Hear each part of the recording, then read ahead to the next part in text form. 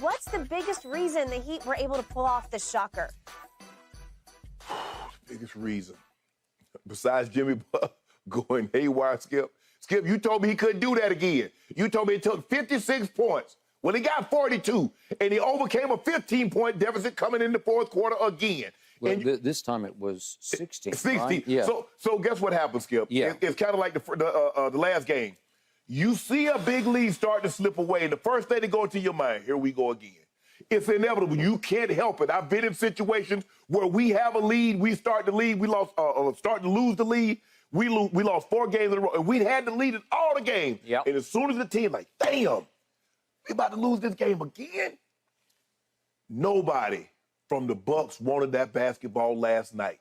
You saw it. Giannis, you talk about LeBron run from the basketball. I've never seen a basketball player Usain Bolt from the ball like Giannis was doing last night. Agreed. He wanted no parts of it. No parts. Holiday didn't want the ball. Middleton, nobody could. Giannis off the jump ball. They got the tip, and it goes to Giannis. He almost throw it out of bounds. He did throw it out of bounds, and Middleton went and dived out of bounds and saved it. I was like, bruh. Yeah. Skip, it was just, I've never seen anything like this because this was the #1 overall seed. They was going to have home court as long as they played. And an 8 seed that came out of the play-in that looked horrible against the Hawks. Lost its first play-in game at home. And it took, they might have would have swept them. It took an NBA record 25 threes. It did. In game 2 to keep Miami from sweeping them. Agreed. Skip, this is bad. Yeah. This is bad, man. I don't know what Budenholzer. I just don't. Skip, I've never seen anything. How do you, a situation like that, you don't put a taller guy on the ball? I mean, that was a perfect throw, a perfect catch. Everything was perfect about that play. But you can't lose on a situation like that, Skip. You got to win this game. You got to somehow find a way to get to a game 6. Yeah. This was an epic. And the leads, Skip, it's not like, okay, you lose in a 7-game series, and you lose on, somebody hit a buzzer beater on a game 7. Yep. Miami walked them. I'm not so sure if they play a game 6, Miami beat them again. They play a game 7, Miami beat them again. They play 8, 9, 10, Miami beat them again. Yep. Skip, you remember when Miami was the first team that kind of gave you a blueprint how to build a wall to beat them. Yep. To beat Giannis. They did in the bubble. In the bubble. Yep. Man, Skip, this was a cataclysmic failure for the Bucks. This was awful. Okay. First of all, I do not blame you for picking the Bucks to win it all because they had all the right ingredients. I still think they are the best defensive team in basketball. I can't tell. Well, they didn't play up to that, but they have, as you know, all NBA defenders all over the place. Yes. Because Drew Holiday, that athletic anonymous poll of all the players, he's voted as the best defensive player because as a perimeter defender, he is. Jimmy averaged 38, 6, and 5. I got it. That's why that is special, what you're talking about. Giannis can rim protect with the tallest and best of them. He got a Bill Russ. He got a Defensive Player of the Year trophy on this. I think that's called the Elijah One trophy now. Hey, and Brook Lopez leads the league in blocks every other year, and he's at the top. Finished second in Defensive Player of the Year. All right. Everywhere you look. And Chris Middleton is no slouch on defense because he will get down in a stance and he will defend you at the highest intensity, and their IQs are high on defense. So you got all the above. Yet, to your point, I'm looking at what just happened in Game 4, which was back in Miami. Right. Game 4 in Miami, they led by 14 early in the fourth quarter. 14. And then last night, I'm saying, wait a second. You're up 16 going into the fourth quarter last night. 16. You're up 16 at home, and you can't close that deal?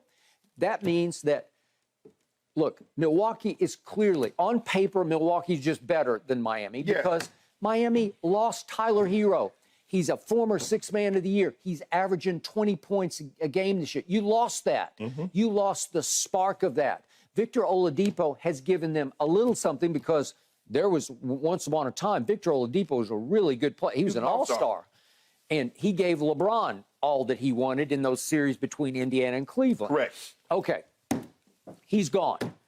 And yet, this one team thinks, we're just going to win this game because it is mentally stronger, Yeah. mentally tougher than the other team.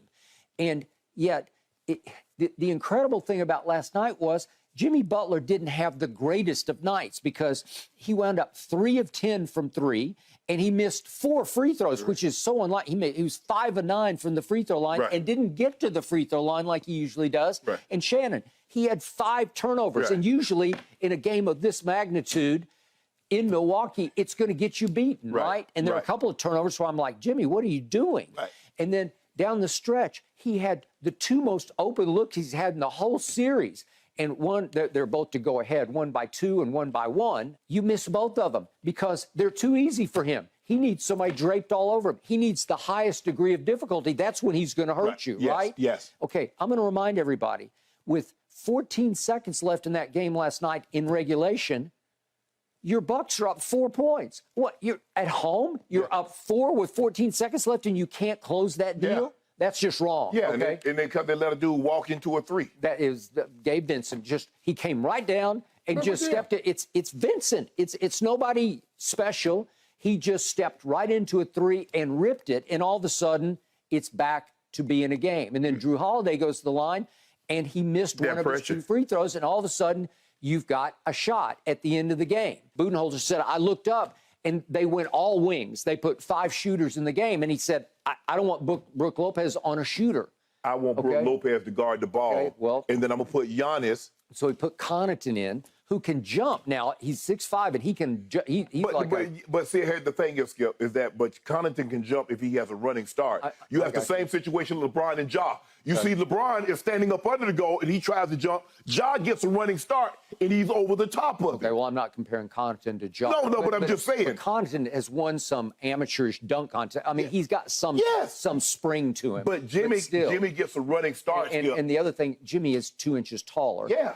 And he knew exactly where he was going. He knew he wanted to get Drew Holiday on his hip, which he did, and he turned the corner, and now the pass has got to be Elway-esque. You know, it's got to be where it's supposed to be. If the pass is underthrown, Connaughton's going to get a hand on it, and the game's going to be over, and Milwaukee's going to survive. Yeah. But it got over his leap, it got over his fingertips, and then Jimmy manages to catch it in midair. Usually you go glass there, and he went straight in. Right. And he's following him down. That's the Luka play. I know. Remember the man and Luka got it and hit the little shot? Yeah, and he hit the little shot, and I look up, and it just took my breath away. He did it again? Yeah. And then, Shannon, we go to the fourth quarter. Let me just, I want to show you these stats real quick.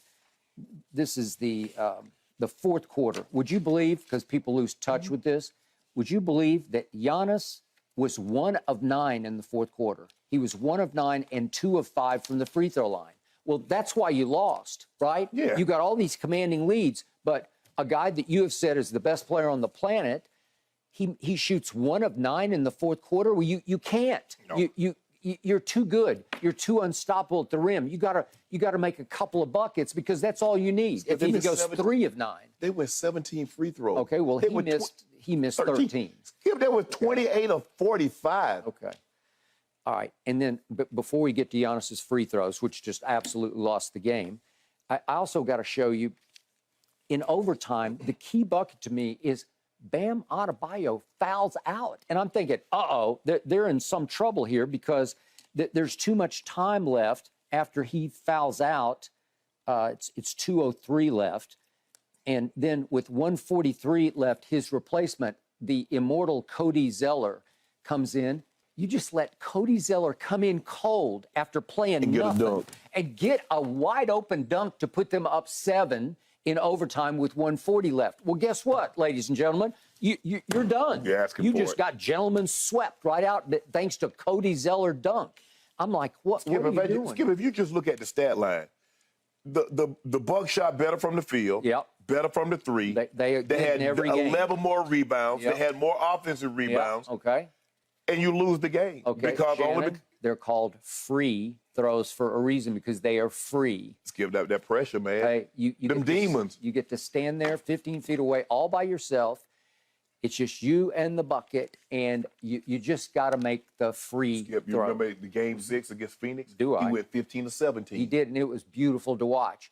he got on a roll, and he got a feeling and a rhythm. Yes. And once he gets into it, he showed that you can do that. And then once the yips bit him, They bit him. the demons got in his head, Skip, and it just like, he was like, okay, short, okay, long, okay, short. He's like, I got that. Compensate. Overcompensate. Yes, Okay. yes. Skip, if you shoot 23 free throws, at least I'm going to get one to roll around the rim and come out.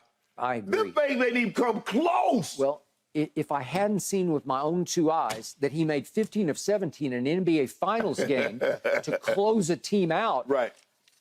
I wouldn't criticize him. I'd just say, well, he's just no good. Right. But he showed you he's capable, and that becomes an indictment of what you saw last night. But he is 60%. Okay. So that explains it, Skip. All right. So this is just me. You and I have gone back and forth about this, even recently on the show.